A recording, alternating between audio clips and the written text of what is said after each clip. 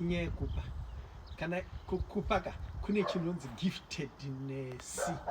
Saka kune mwana anokomplaina vachiti mumba medu ndindega ndechingonzi ndipe ndindongotarisirwa nemunhu wese ndinde vachitorwadziwa chaizvo vachitononge zvinonzi vaomeserwa. Ayewa, hausi kuomeserwa. You have got unique values.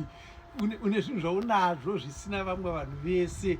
Une chipo chekupa. Chipo hachina munhu wese. Even muklasi munotone vana vamwe vanotonzi vari talented, vari gifted. Vana vese vanenge vari muklasi imomo havana such unique qualities.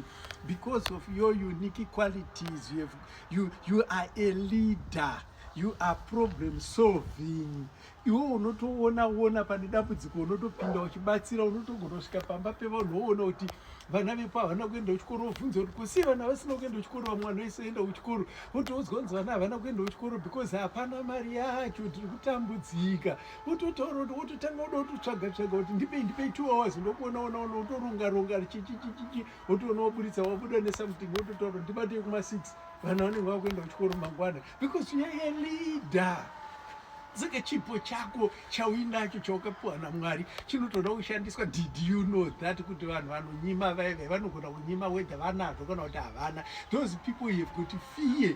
Those people have got anxiety. Vane scarcity inotyisa vanhu vaive, vanotya kupererwa, vanotya kuti kukandikazoshaya. Saka they live in constant fear. Kundikazoshaya, kuzikazodai, kundikazodai.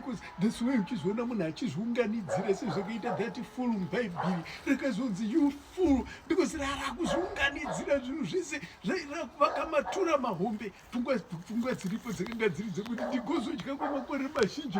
Manje munhu anenge ari problem solving, munhu ane rudo nevamwe, haatarise iye zvaachadya, haana fiye. Bhaibheri rinotomuti do not fear.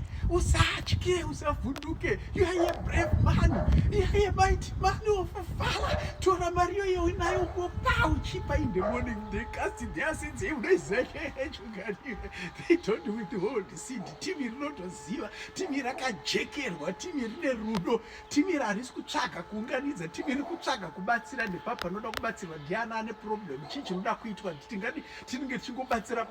Saka kana uchibatsira une rudo nemweya wakanaka. Iwe King David wakafara vapa. Kupa kune mufaro kuri kusingatogweita kunopfuura kugamuchira. Timu riya vanya risingaperere. Iwe rinorwara riya rinotorwadziwa. Harina kana joy. There is that joy inouya kuburikidza nekupa nekutambidza, kunzwa vanhu vachifara.